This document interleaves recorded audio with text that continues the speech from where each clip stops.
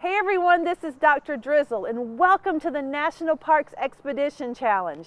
Today we are in Hyde Park, New York, home of Franklin Roosevelt National Historic Site. Did I get it right? You got it. Excellent.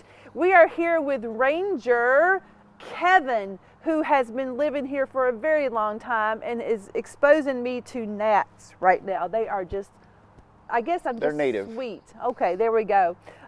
But Kevin, thank you so much for inviting us to not your home, but a place that you get to work with. It's all of our home. It's all of our home. I love that. So tell us a little bit about how you came to this national park site.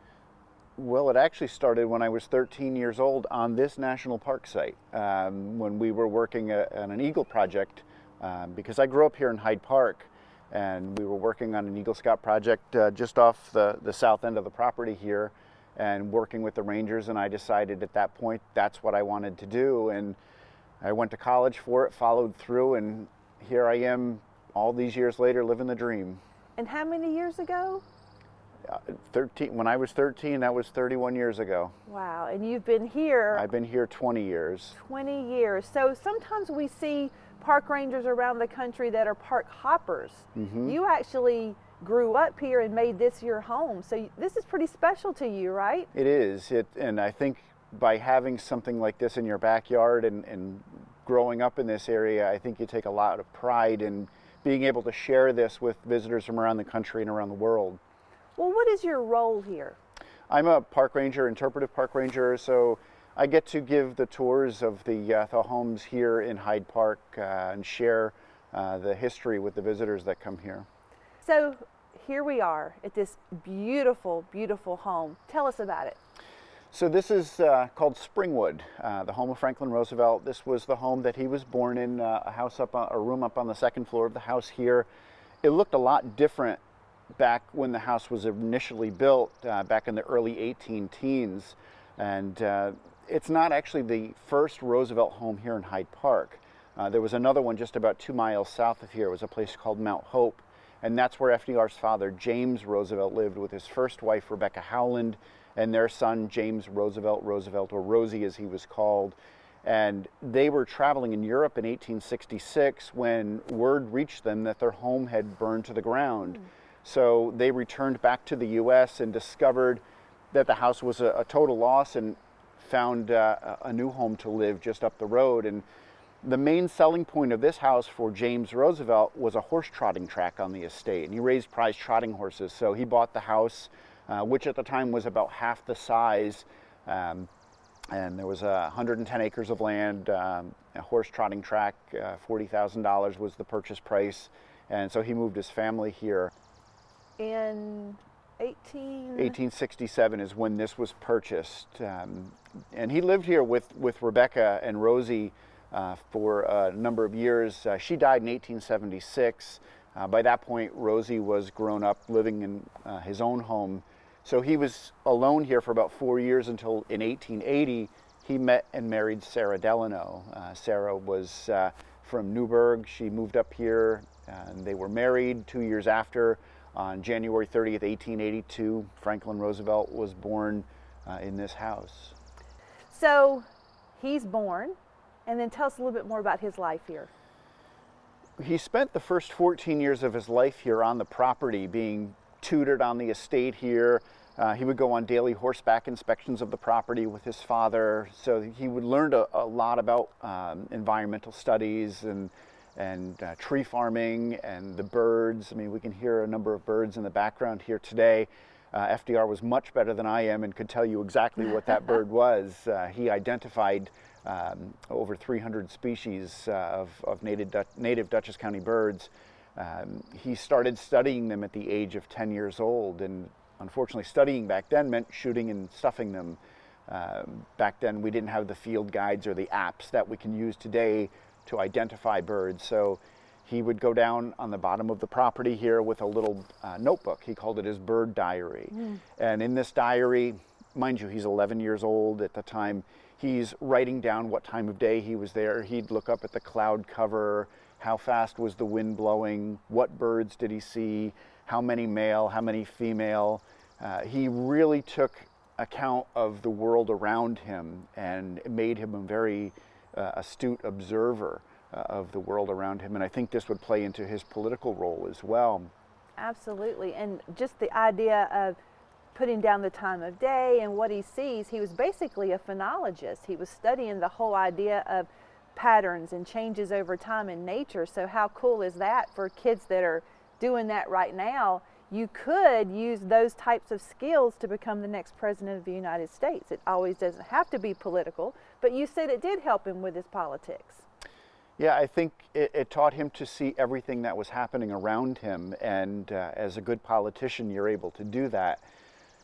He finally attended a formal schooling at the age of 14 years old. He went to the Groton School in Massachusetts, and it was there that he met Dr. Endicott Peabody, where he learned another incredible lesson. Peabody was the headmaster of the school and ran a camp for underprivileged youth.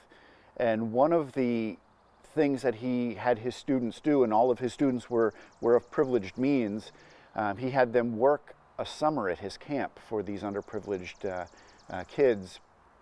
And he said that those that were born into wealth and privilege had a moral obligation to those who were not. So it taught him to see that it wasn't just him, but there were other people that didn't have the ability to attend a prestigious school like that, or even put food on the table all the time. And one of the things that Peabody told him, which resonated with him a lot, was that public service, service to mankind, was one of the noblest careers out there. And so I think at a young age, he's taking these lessons and really applying them to his life. So Peabody was a mentor, if you will. Absolutely. And sort of helped him. So the public service, we obviously know, where that led for him as a politician, but I also just want to talk about this place a little more. When he became president, did he come back here? During his presidency, he returns to Hyde Park 135 times, which is incredible. I mean, he's president for 12 years, so we're averaging over 10 times a year. And most of these visits were not just quick overnights. They were here for a week or more. A quote from FDR in 1944 really gives you an idea of how important this place was. He said, "All that is within me cries to go back to my home on the Hudson River." This place was special to him. This was a place that taught him to relax a little bit. Even during the stresses of the presidency, he would be reminded of sledding down the hill in the back here as a child, and that would ease him off to sleep at night during the stresses of the presidency. So family was very important to him also. Family and place, absolutely. So tell us about this place. When did it become a national park or get into the national park system? The incredible thing about this place is FDR started the wheels turning on making this a national park site. In 1938, while his mother was still living in what was essentially her house at the time, he started putting together the plans on making this a National Historic Site. He wanted this to be open to the American people. He wanted them to see how he grew up, and he wrote down and jotted notes about how this was going to be turned over to the National Park Service. The family would essentially have lifetime rights to the estate after his death, had they wanted them. But by November of 1945, he died April 45, this was officially turned over to the National Park Service. It was actually April 30th. Today is the anniversary of the day that Eleanor Roosevelt wrote a letter to Harold Ickes, Secretary of Interior, asking how quickly the government will take ownership of Springwood. So on April 12th, 1945, 75 years ago this year, or 1946, excuse me, President Harry Truman stood on the front porch, Marian Anderson sang the national anthem, and the house was officially turned over to the National Park Service, over 5,000 people entering the first day alone. So that's really interesting, because as we travel around the country, sometimes it takes a while before the national parks actually acquire a place. So I love that he had already set that in motion. He knew how important this would be for other people to come and visit. Kevin, something I read that just really interested me was his love of gardens. Can you tell us a little bit about his farm and his gardens? farming to him didn't necessarily even mean vegetables. To him, it meant tree farmer. During his career as a tree farmer, from 1911 until his death in 1945, he had 500,000 trees planted on this estate. So he started by purchasing seedlings from the New York State nurseries and having them planted on the property here. He would harvest them. He actually planted a number of Christmas tree plantations, which were sold. So these were meant to be harvested. They weren't just for decoration. And it didn't just apply to Hyde Park, but he took the ideas that he learned on this estate and he brought them to the national level. Things such as the Norris-Doxey Farm Forest Act, the Shelter Belt Program, which was designed during the Dust Bowls to keep the soil in place. They planted about 250 million trees between Texas and Canada in about 100-mile wide swath to try to keep the prevailing winds from blowing the topsoil away. So his farming really represents the trees of not only the property but of the nation. He did want to be buried in his mother's rose garden as well, so flowers were important. So he is buried in his mother's rose garden, and there was also a home garden on the property, which has been recently restored and being used to grow vegetables for the community now, carrying on the tradition that was started many years ago of public service. And so that garden is restored. It provides suitable nutrition for locals, which is kind of neat to see. Well, let's take a look at that garden right now and talk to one of the workers about how they are using really cool recycling methods to build this sustainable garden. So we're here with Anna, who is a horticulturist at the national parks here at Franklin, or the home of Franklin Roosevelt, and also Valkill. And do you do anything at Vanderbilt also? Yeah. So she does the whole thing. So we're just going to walk around with Anna, and she's going to talk to us about the sustainability of farming or creating little gardens. Tell us about this right here. Okay, sure. We're in our small space garden exhibit, and this is about encouraging people to try things that help them grow their own food at home, no matter what home looks like. It could be an apartment, you could have no bright sunshine, you could have no underground, it could be all paved. So just finding ways that you can easily grow food and have the fun of gardening without necessarily the Roosevelt's big, huge vegetable Right. garden. So this exhibit is really, the start for this was what we call our shopping bag planter. And that's just using what many of us already have at home, a reusable shopping bag. It has to be the kind that's not shiny, that this is actually a sort of a dry feeling one, and air and water go through here very easily. So what happens when you fill this bag with potting mix, and we throw compost in there too and some fertilizer, but is that the roots actually sense that drier environment at the edge, and they grow a more diverse root system and branch more roots and grow roots more throughout the whole volume of the soil. So it makes a really sturdy plant, and you can actually pack it with quite a few plants for a small area. And this is kind of the next step up from just using your shopping bag. These are called grow bags, exact same principle, but they last longer. This will last for one crop year, and these will last for about 8 to 10 years. They cost a few dollars. They're not expensive, but they may not be on hand. Right. And so these bags are actually sitting in a gravel reservoir of water that helps keep them more evenly moist, so that there's less watering to do. And for those of us who aren't home during the day, you know, if you had a potted plant this big, in the heat of summer, it needs to be watered 3 times a day, which doesn't happen. Right. So these sit in a little gravel reservoir of water, and the water wicks up into the bag because it's all porous, and keeps it evenly moist. And so this is a great way to get gardening, particularly if you don't have in-the-ground space. And we took this idea from this idea, and we built it up into this idea, which is the exact same thing. These are all grow bags of just larger sizes, and we built what we're calling a carrot cake this year, because we will put carrots at the top. Nice. And so this is just stacked grow bags to make a garden, but the same principle with this. It's great for building really dense, healthy root systems, but you do not have to have below ground space. You can set this on a driveway or a sidewalk or a deck. Another easy one is straw bale gardens. Should we take a look I haven't at that? heard of those. So here we're using straw bales as the garden itself. And even one straw bale can be a garden. We set the bale with the cut side of the straw facing up, and the strings that hold it together are going around the sides. Okay.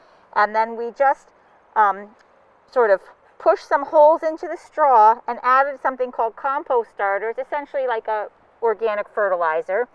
And we're watering the bales, and that's activating decomposition. It's making it go, these will rot, but this will make it go much faster. As that straw starts decomposing, it makes a nice media for growing plants. So one straw bale could be your whole garden. You could put, you know, lettuce, a tomato, patio tomato, not a big tomato, and maybe a eggplant or cucumber on the end.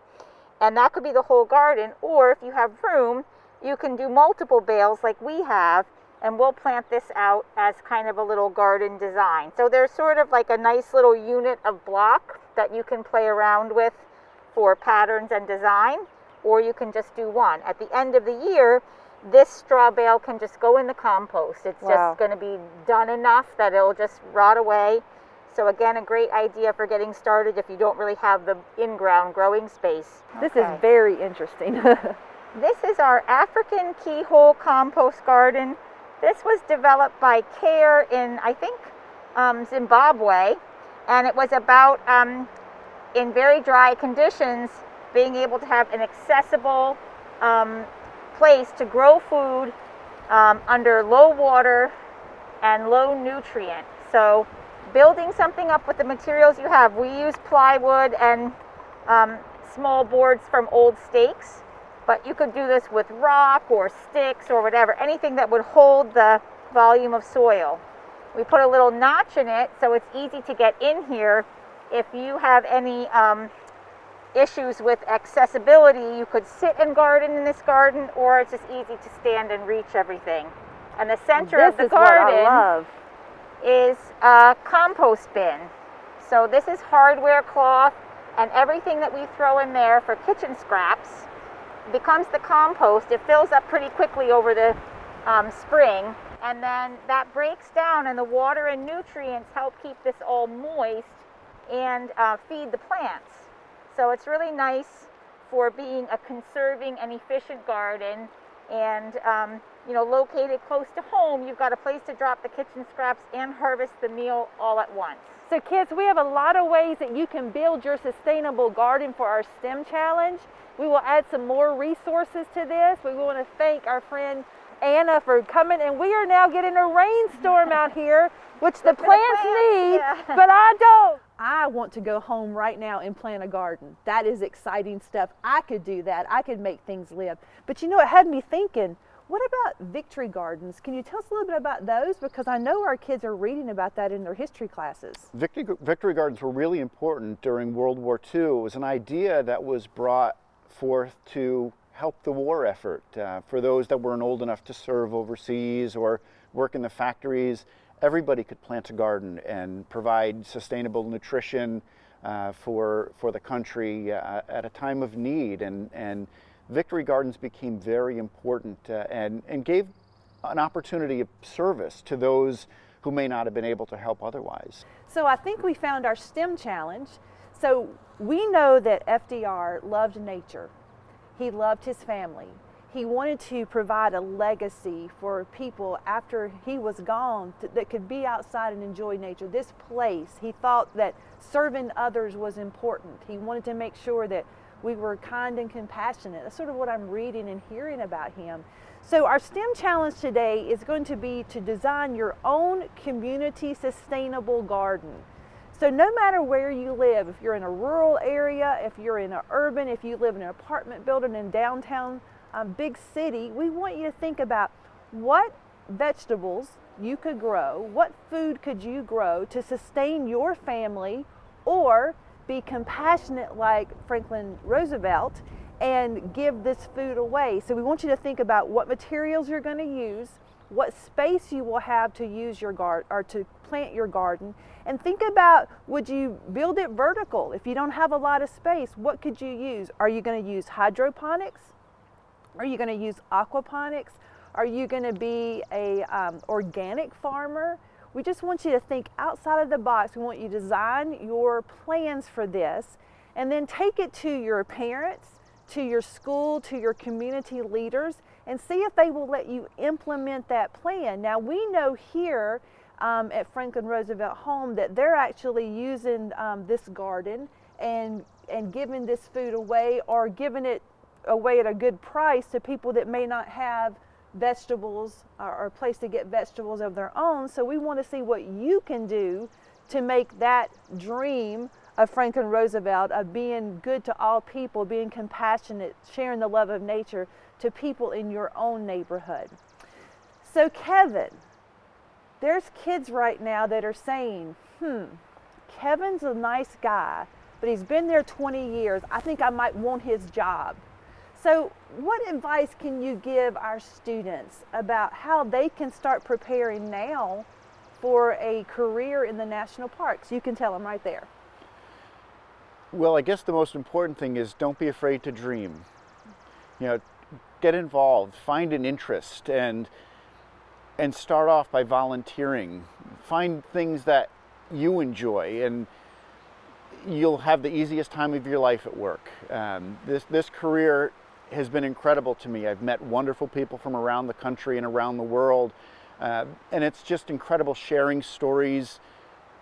But don't be afraid to try different things. I also have been red carded and go out on wildfires in national parks. So keep your ideas open and follow your dreams. That is such great advice. And you know, we always tell you that you don't have to just be a science person or a history person. There are a lot of avenues to the national parks, and we hope to see you guys in the park really soon. Kevin, thank you so much for having us here today. Well, thanks for coming out to see us. We're going to come back when the home is open again. We know there's some restoration going on right now, but we want to come back and see you guys again, maybe in the non-gnat season. Is there a non-gnat season here? But then we get into other bugs. Oh, then I think we'll stay with gnats. We get to mosquitoes next. Okay, no, we're going to stay with the gnats. Again, thank you so much, kids, for being here today. This is Dr. Drizzle, out.